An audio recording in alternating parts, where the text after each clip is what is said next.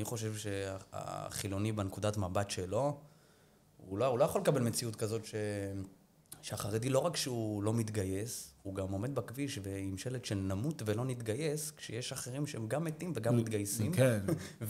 אבל אני גם מבין את החרדי, כי אני חושב שחרדי בהגדרה לא יכול להיות בצבא, הצבא זה... אבל חילוני רואה את זה, הוא אומר תמות, קודם תמות, אחר כך נחשוב אם תתגייס. זה ברוכים הבאים. ברוכים הבאים. פודקאסט שנקרא הפודקאסט. וואו. כמובן, כמו שאתם זוכרים, זה הפודקאסט הראשון בישראל. איך אנחנו אוהבים למצוא גם שמות כל הזמן לכל מיני דברים? הקטע שלו שהוא נקרא הפודקאסט עוד לפני שהוא יצא לאוויר. זה היופי. שזה גם אירוע. אלי אלמוג, המכונה. תציג אותי.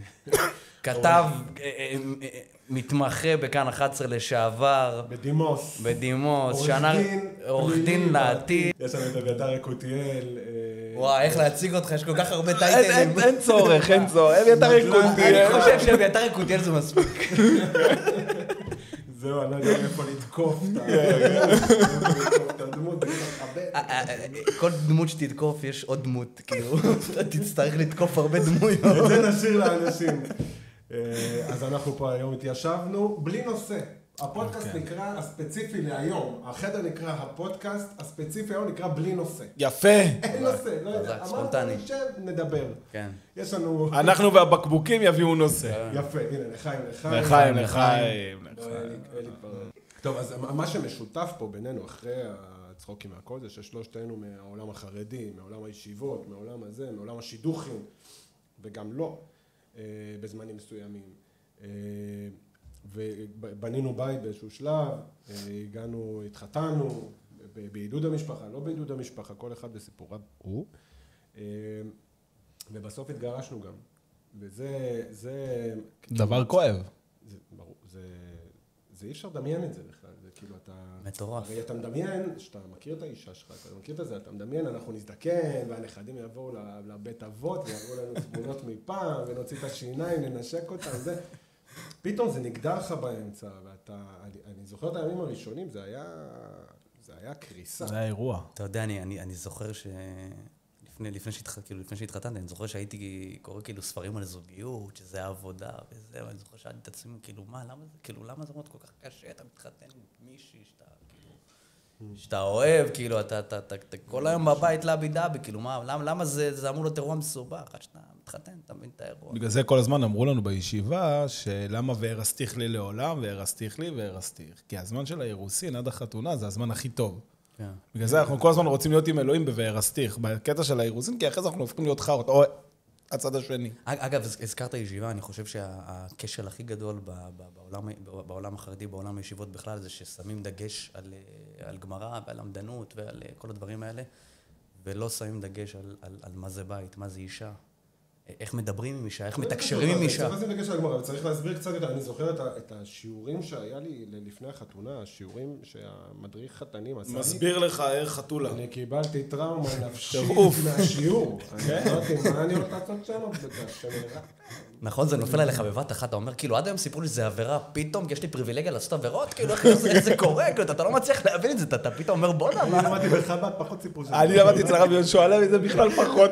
גם אצל הרב יהושע למדתי. טוב, אז כנראה שאני... אני אבדוק את כל הישיבות. כנראה שאני למדתי בארקורד, לא חוויתי את ה... רגע, אתה למדת באמת בארקורד, לא? כן, אתה יודע, תשמע, זה לא שהייתי בחור סגור, אתה יודע, הייתי חי את העולם, חי זה, אבל כאילו, אתה יודע... רגע, מה למדת? מיר, פונוביץ', משהו... הייתי בכמה ישיבות. גם אתה בדקת את ה... כן, הייתי במיר, הייתי בתקופה בפיצול, הייתי בפיצול של הפיצול של גרודנה.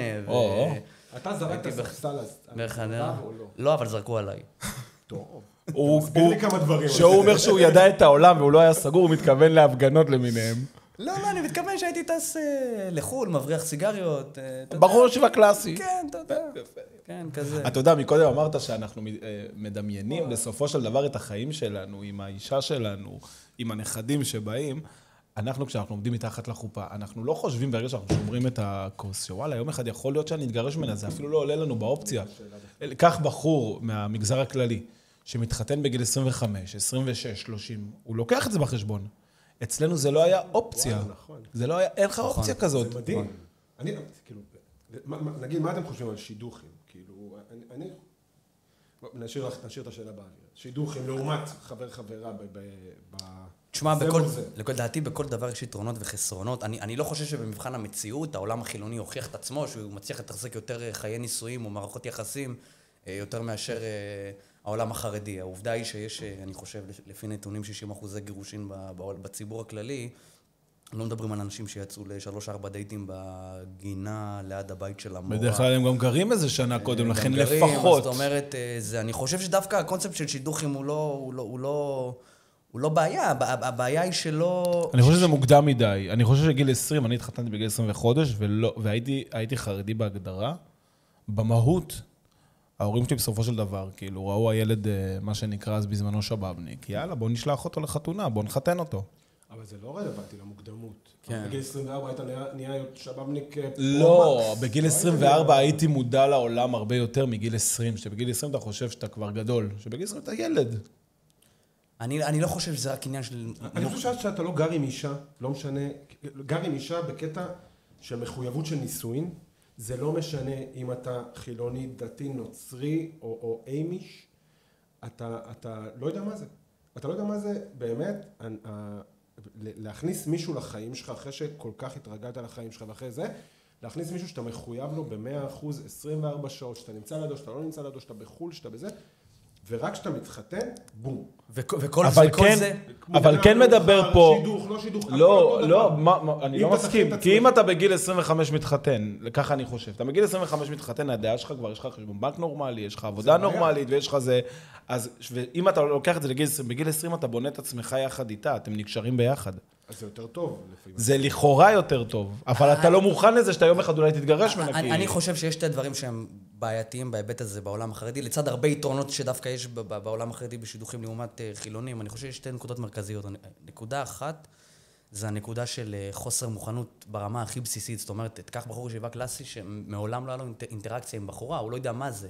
עכשיו, לא רק שהוא לא יודע מה זה, כל השנים הרחיקו אותו מזה, הסבירו לו שזה פסול, שאסור לו בכלל לדבר. זאת אומרת, כל השנים הרחיקו אותו מהדבר הזה. עכשיו, הפרדוקס הוא שהרחיקו אותו מזה כדי שישמר את זה לחתונה, אבל מה קורה? הוא מגיע לחתונה, והוא מרגיש כאילו שיש פה איזה, אפילו ברמה שהוא עושה פשע, כאילו, איך אני עושה כאלה דברים, פתאום זה דבר אחד. כן, זה דבר אחד, ואתה יודע, פתאום בבת אחת אתה מוצא את עצמך ב4 קירות עם בחורה, כאילו, בלי שאתה מכיר אותה בכלל. אתה יצאתי את 3-4 פעמים, נפגשתם פעם ראשונה בבית של המורה, פעם השנייה... בבית מלון? לא בבית מלון, בגינה, בפעם השלישית אצל המורה, ויצאת לנישואים אחרי, בקפה בנמל. כאילו, זה בגדול הסיטואציה. עכשיו, יש עוד דבר גם, לדעתי שבחורי ישיבות חיים במין איזשהו עולם כזה של חוסר מחויבות. אתה יודע, בחור, אתה יודע, מגיע קיבוצי וזה, אתה יודע, הוא יכול לקום ב-11, לגלגל תפילין, לרדת לבית מדרש, לערבב קצת רב שמעון שקוף, אין לו מושג מה זה חשבון בנק, מה זה ארנונה, מה זה... הוא מעולם לא לקחת אחריות, הוא מעולם לא יודע מה זה לקחת אחריות, לעומת, אתה יודע, בוא אחי, במלחמה נערים בני 20 כתבו צבאות, אתה מבין, כאילו... זה מטורף, זה מטורף. אפרופו נערים בני 20 שכתבו צבאות, מה... יש את השאלה הגדולה היום על גיוס. שאלה ענקית, שאלת השאלות. קונפליקט. כן. קונפליקט רציני. בבקשה. כי אנחנו אנשים דווקא שנמצאים בשתי העולמות.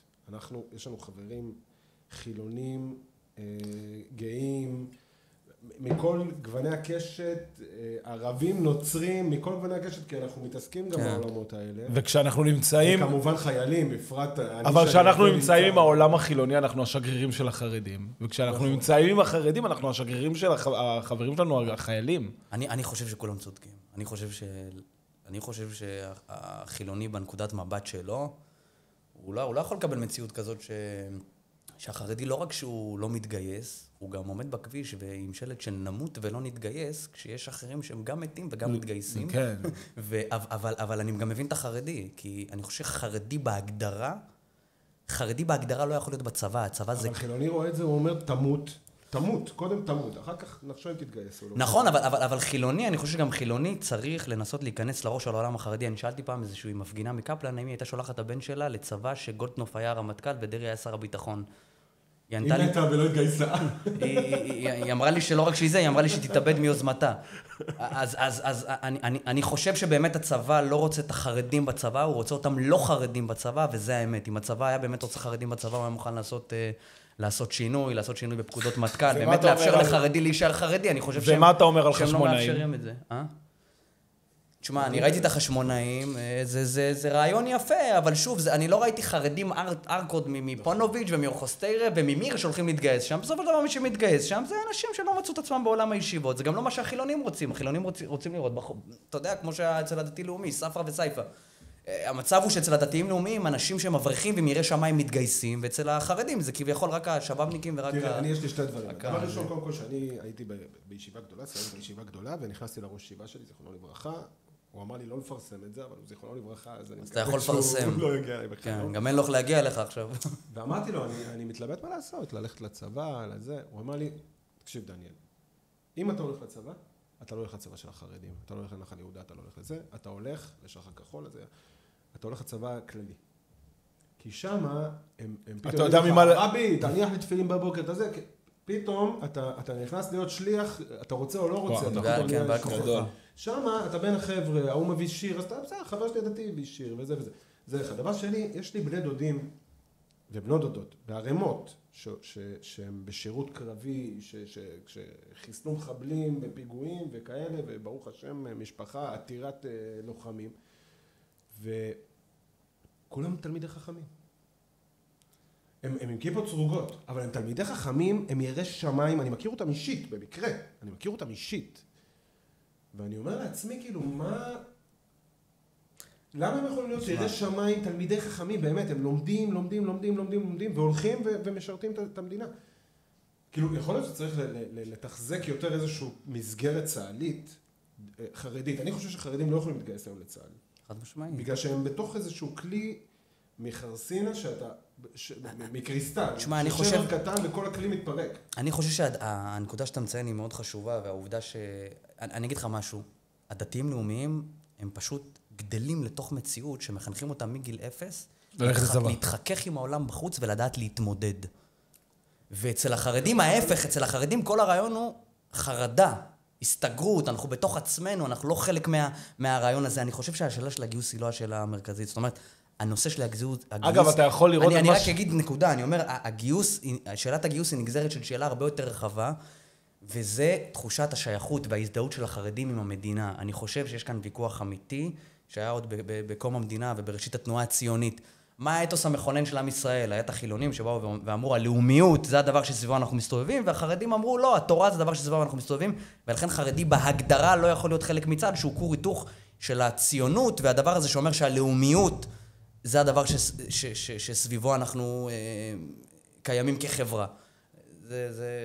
אתה יודע מה שאמרת, עם החרדה שיש לחרדים מהעולם הכללי, אתה יכול לראות את זה דווקא בריכוזים החרדיים, לעומת, כשאני אומר הריכוזים, אני מדבר בני ברק, מודיעין עילית, אלעד וכדומה, לעומת אם תיקח משפחות חרדיות שגרות בערים חילוניות לגמרי, נכון. הם נשמרים הרבה יותר טוב, נכון. הילדים שלהם מבחינת הדת, מאשר אם בבני ברק או באלעד. זה כמו היהודים בניו יורק, שבגלל כאילו שהם גרים בין הגויים, כל הזמן מלמדים אותם, אתם לא כמוהם, אז כאילו, אין להם את ה... אתה יודע ממה להתרחק. כן, דווקא מישהו שגדל וכמו שדניאל אומר, שאני אלך לצבא של דתיים, מה שהמשגיח שלך, הראש ישיבה שלך אמר, שאני אלך לצבא של הדתיים, אז הוא הביא את השיר הזה, הוא דתי מהבית. אבל שם אני יודע מאיפה להיזהר ואיפה לתרום. נכון. טוב, בא לי לצחוק קצת, בואו נדבר על יאיר לפיד. מה נעשה, הלפיד והיפוכו? באמת, אני אישית מאוד מעריך את יאיר לפיד, גם את לי, אני מכיר... תשמע, הוא כריזמטי מאוד, ושם זה מסתיים. אבל לא, יאיר לפיד זה תופעה, כאילו, איך ליצן כזה נהיה במעמד שלו. אני חושב שהוא לא ליצן, אני חושב אני באמת, הרבה פעמים יושב עם עצמי, מסתכל על השמאל ומבין אותו. אפילו שאני נפגע השמאל, הייתי בכלא בהתנתקות, ומכות מהסמניקים, ואני הכי אכלתי את מערכת המשפט המושחתת הזאת. כי אני רואה מה היה אז בהפגנות, מה יש היום בהפגנות. איך אפשר להבין אותם? אתה אומר, אני מבין... אני גם לא מבין איך אתה מבין אותם. לא, אתה אומר, אני מבין את השמאל. אין שמאל, היום אין שמאל, אין שמאל. זה כמו באיזשהו מקום שאני מבין את האתאיסטים. בסדר, זה אפשר להבין. אתאיסטים אני יכול להבין. לא, זה אפשר להבין. ולהבין, אוקיי, אז השמאל, הוא חי, בגלל הרבה אנשים חיים הרי על איזה אנחנו חיים פה במדינה טובה בסופו של יום, יקרה, אבל לכולנו יש כסף לקנות את הדברים העיקריים האלה פחות או יותר. כל אחד מסתדר בדרך שלו. לכולם יש גלקסי הכי חדש, אייפון הכי חדש, גדים מזרה ומגנט, וכאילו כולם, לא כולם, רובם כמובן, כמו בכל מדינה, אבל אנחנו במצב מאוד מאוד טוב לעומת המון מקומות בעולם, עם כל היוקר המחיה שיש כאן. ואני אומר, בסופו של דבר, אנחנו רגעים לאיזשהו רמת חיים שאנחנו לא מבינים, כאילו, מי שלא דתי, שלא גדל על פנאטיות, כאילו דתית, כמו שאנחנו גדלנו על פנאטיות דתית. פת במלח תאכל. אז אני אומר, כאילו, אחינו, בני דודינו, הערבים, הם מסתכלים משהו דתי, הם מסתכלים על המדינה שלנו על מקום דתי, הם צריכים את ירושלים, זה שלנו, אנחנו צריכים לכבוש אותה, שלום. השמאלנים, הם לא רואים את זה ככה. אנחנו יכולים להבין את זה, כי אנחנו יודעים מה זה הערך למקום דתי, למקום קדוש. הם לא מבינים את הערך למקום קדוש. הם מסתכלים ואומרים, תנו להם את הכותל הזה, תשחררו אותנו מהדבר המותם הזה. אבל אני אגיד לך מה הבעיה שלי עם השמאל. הבעיה שלי עם השמאל זה שאם אין לך הזדהות ושייכות עם הערכים שלך, עם הערכים היהודיים, הלאומיים, עם מי שהיה הסבא, מי זה היה הסבא שלך. מה זה יהודי? מה הוא יהודי? לא, אני אומר, כן, בסופו של דבר, הבעיה שלי עם השמאל זה למה אתם מדברים על קווי 67? בוא נדבר על 48. בוא נדבר, מה אתה עושה, לא מה אתה עושה באריאל, לא מה אתה עושה באלקנה. אתה רוצה להחזיר את תל אביב? מה אתה עושה בתל אביב? אני ספציפית לא רוצה להחזיר, אבל השאלה שלי היא מה אני, כאילו, מה אתה יושב בתל אביב, מה אתה יושב באשדוד שהייתה הזדות, ומה אתה יושב בכל הקיבוצים על האדמות של הערבים, כאילו, אין תשובה חילונית לשאלה מה אנחנו עושים כאן. אין תשובה חילונית, אין שום הסבר איך הגענו לפה וגירשנו את הערבים מהאדמות שלהם. מהאום וכאלה, כמובן, זה לא... וגם שקיבלנו את זה מהאום, זה היה כשבן גוריון החזיק את התנ"ך ואמר זה הקושאן שלנו על הארץ. אבל אגב, אני חייב להגיד משהו לזה, אין היום שמאל, אין היום את האידיאולוגיה של שתי מדינות, כל זה. היום האידיאולוגיה רק לא ביבי, הרי העובדה שהאנשים האלה היו מוכנים, כן. מה, פעם היה ליכוד ומערך? כן. לא, באמת מתגעגע לדעות, אני לא יכול, אני שומע נניח, לא משנה, אני שומע כל מיני תוכניות בוקר, עם כל מיני תימנים, אוקיי? קרחים. כן, ברק סרי. בלי שמות. ואני אומר, אבל כאילו, בכלל, כל ביבי יכול לתת לך נאום של 50 דקות, הוא נותן לך חזון, הוא נותן לך דברים, הוא נותן לך, צודק, לא צודק, מפגר, שמאלני, בימני, לא יודע מה. הוא נותן לך איזשהו משהו.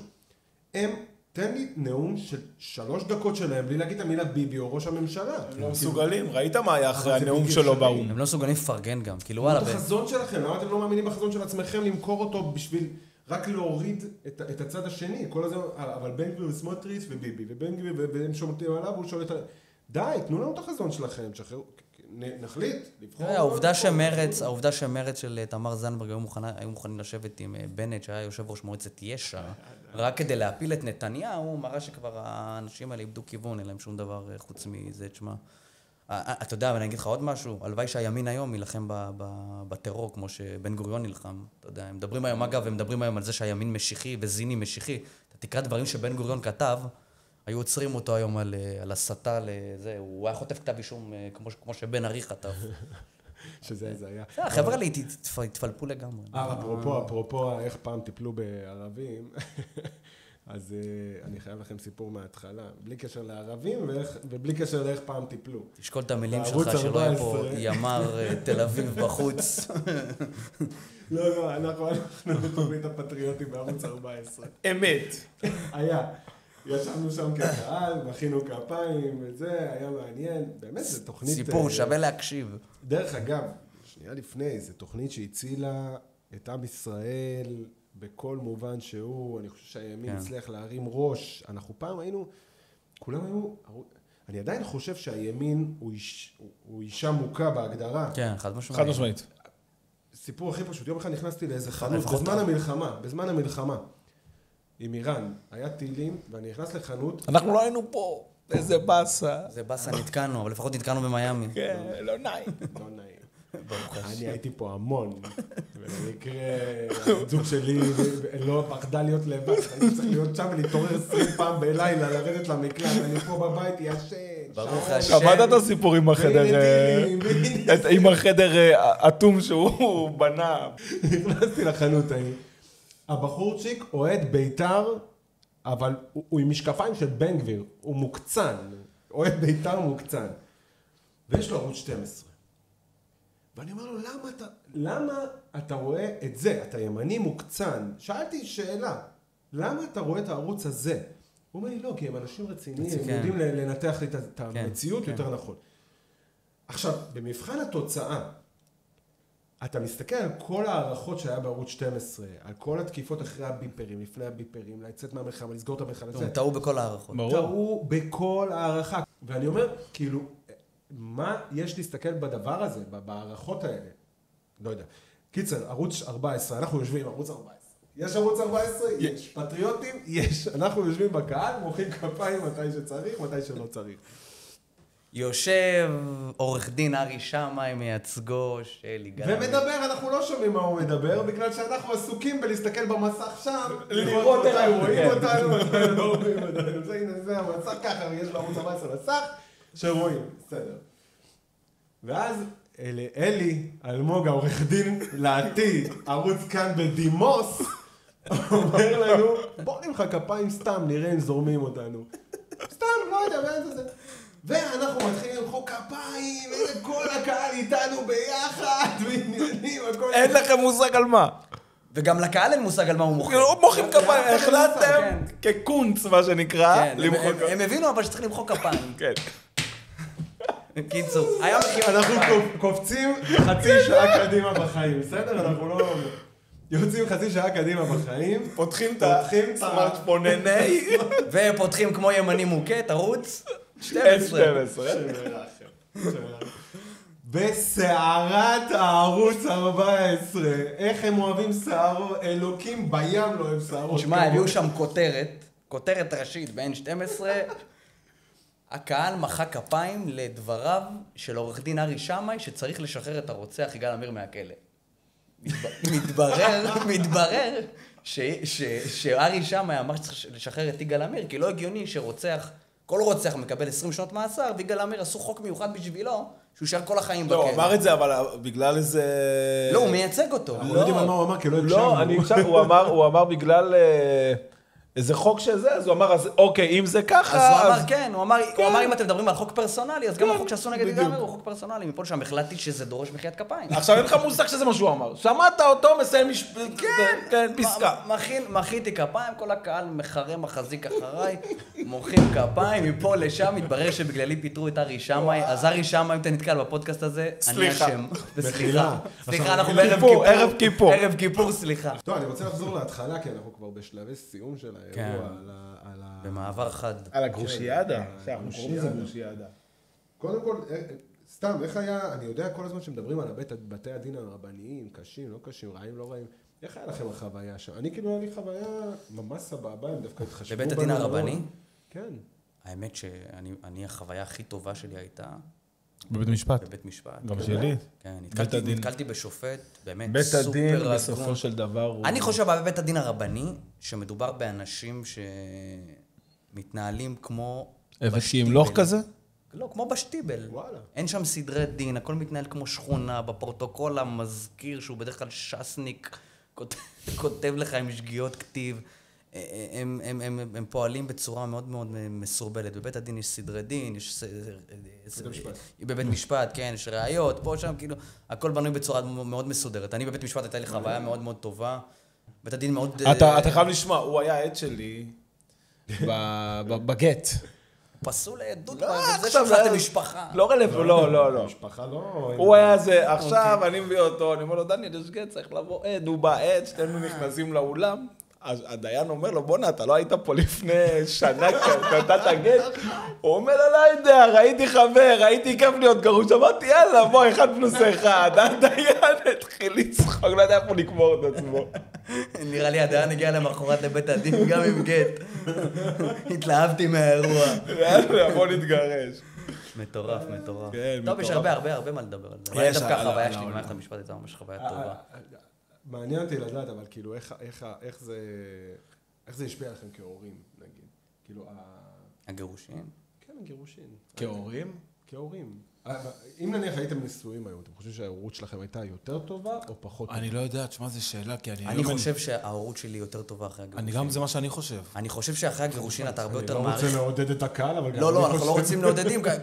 האמת, אנחנו קל לנו להגיד את זה, כי אנחנו יום אחד בשבוע איתם, שבתות, חד משמעית. יומיים בשבוע, כן. הם מבקשים איתנו זה, אז אנחנו אתה כאילו הדוד הזה מאמריקה שמגיע כן, הבן שלי הוא כותב לי, אבא, אני רוצה בורגר, סרט, כאילו, אבל בסופו של דבר מה מעניין אותנו, מה הילד יזכור לעתיד, ואנחנו לא מדברים, אנחנו נוכחים בחיים של הילדים. אנחנו מדברים, כל אחד מאיתנו מדבר כל יום עם הילדים. אני חושב שבגלל ההבנה שלנו על הרגישות שיש להם בסיטואציה הזאת, אני חושב שיש לנו יותר רגישות מאשר היא הייתה לנו אם היינו כאילו נשואים. מצד שני, אבל אם הוא היה איתנו במשמורת מלאה, ברור שזה האידיאל, תשמע, אני לא חושב ש... זה האידיאל, אבל אתה אוטומטית היית... אתה נהיה אבא פחות טוב. כן, אבל מצד שני, הילד מרוויח את החוויה של בית, של משפחה, אתה יודע, שבסוף יש לילד בגדים אצל אבא ובגדים אצל אמא, וילדים לפעמים נחשפים למריבות, לקונפליקטים בין ההורים. זה לא דבר אידיאלי, לא הייתי ממליץ להתגרש. זה לא המסקנה. זה לא המסקנה, לא בגלל זה מתגרשים בשביל להיות יותר טוב. אבל אם אנחנו כבר בסיטואציה, אז לתת את המרב לילד. לתת את המרב, כן. טוב, אז השאלה האחרונה ככה, לפני שאנחנו מסיימים, עושים את הלחיים, בואו נעשה לחיים. לחיים. פתחנו יש מלא שאלות, אתם יודעים, אני באמת התלבטתי גם, הנה, הדפסתי לי פה דפים, כל מיני מלא שאלות שחשבתי עליהן ביחד עם ChatGPT. כל הזכות שמורות. המצאתי את כולה, איתו. אבל השאלה האחרונה, כאילו, אנחנו הרי כאילו נפלטים מהמגזר החרדי בסופו של דבר. חד משמעית. אוקיי? כל אחד והרמה שלו בתוך הזה, חלק מהמשפחות גם, חלק מהזה. אם מישהו מהמגזר החרדי, איזה אבא או אמא רואים אותנו עכשיו, מה העצה שלכם לתת לאנשים במגזר החרדי? להורים, שהבן או הבת שלהם מתגרשים. בכלל, מה המגזר החרדי צריך להבין על גירושין היום, בדורנו? להורים אולי, למי שאתה רואה בעולם החרדי, שלדעתך צריך לתת... אני חושב שהעולם החרדי כמגזר, צריך לחבק. יותר לתת במה לזה, יותר לחבק את זה. לתת לזה מקום. זאת אומרת, יש איזה משהו שמאוד מפריע בעולם החרדי, שהוא מאוד מאוד מתכחש לדברים, לתהליכים שקורים. הוא מתכחש, הוא לא מוכן להכיר בהם, הוא לא מוכן כאילו להסתכל לזה בעיניים, להגיד, אוקיי, זה קיים, מה אנחנו עושים, איך אנחנו מדברים, ויש איזה מלא דוגמאות. כמו פגיעות וכולי. מלא דברים שבורחים מהדברים האלה, אני חושב שצריך להכיר בזה, לדבר על זה, לתת לזה במה, אם זה בעיתונות, אם זה בכל מקום, להכיל את זה, ובאופן פרטי, הורים שהבן שלהם מתגרש. לא לשפוט, דבר ראשון לחבק, להכיל, לקבל, לתת גב, כי זה באמת דבר... אני חושב גם שהם צריכים לתת, כי בסופו של דבר, הסביבה הטבעית שלו, הילד שלכם או הילדה שלכם, היא משתנה. אני בתור אחד שלא גדל, שהייתי נשוי ברחובות, וכל המגזר שם, היה לי שם קהילה מסוימת, כשאני התגרשתי, ועוד עברתי מעיר, אז כל הקהילה התפרקה, אני לא מכיר, אני היום נוסע ברחובות, שלום, כאילו, פעם המזל שלי, שבאמת המשפחה שלי, היא חיבקה אותי. תחשוב שיש כאלה שאין להם את המשפחה. אז גם הקהילה מצד אחד, וכבר אתה בין 30, 40, לא משנה באיזה גיל, 25, 30, שאתה כבר עם 2, 3 ילדים, אין את החיבוק הזה. וזה הקושי. גרוש באופן כללי, יש לו הרבה התמודדויות, זו התמודדות רגשית, כלכלית, אתה יודע, הרבה התמודדויות. לגרוש חרדי יש פי 1000 התמודדויות מגרוש רגיל, כי הוא פתאום, הוא כאילו נפלט מהחברה, כי החברה שהוא גדל בה, מהכור היתוך שלו, כי החברה הזאת לא מקבלת את המציאות הזאת. מצד שני, הוא גם לא נמצא בחברה אחרת, כי הוא לא שם, אז הוא כאילו בין לבין, הוא הרבה פעמים בקונפליקטים בין הדת. במיוחד אם הוא חרדי שהתחתן בגיל 20, שאין לו מושג, הוא היה דקה בישיבה, סיים ישיבה, התחתן, הביא כמה ילדים, היה בכולל, לא משנה איפה, ועכשיו פתאום הוא גרוש, הוא הרוויח 2,000 שקל, היא הרוויחה 6,000 שקל. הוא פתאום גם, אגב, הוא גם צריך פתאום לצאת לעבוד, כדי לשלם שכירות, ואין לו כלים, כי אין לו תואר ואין לו זה. אין לו כלום. אז מה הוא הולך לעשות? הוא הולך למחסן של רמי לוי, לעשות אונליין. והוא מוכשר. כן, והוא מוכשר. אבל אין לו את האופציה. אז המשפחה והחברים... ולעשות עכשיו תואר ודברים, זה עוד 4-5 שנים מהחיים, ובינתיים איכשהו הוא צריך לנהל את החיים שלו. בעצם מה שאנחנו אומרים פה, המשפחה, חייבת. האנשים הקרובים. כן, כן. לא לזנוח דבר כזה. אני יודע שהוא אולי נראה לכם סוג ב', אולי היא נראית לכם סוג ב'. אני זוכר שהיו פה אנשים שהיו באים אלינו ב-3 בלילה, שההורים שלהם פשוט זרקו אותם מהבית. מטורף. אחרי שהם התגרשו, הם היו מגיעים מטורף. להורים, וההורים פשוט ב-2-3 בלילה אומרים להם, קומו לכו. עכשיו, שוב פעם, כמו שאמרתי על השמאלנים, אני קצת מבין את ההורים, כי יש עוד סריה של אחים אחרי זה, כן. הם לא רוצים שילמדו מזה, הם לא רוצים שזה, אבל להיות יותר רגישים, להבין את הסיטואציה, תודה. תודה. שהיינו כאן כולנו. תודה. תודה כן, להפודקאסט. מושלם. תודה לצופים. תודה לצופים. תעשו לייק ותשתפו. בלי נושא. בלי נושא.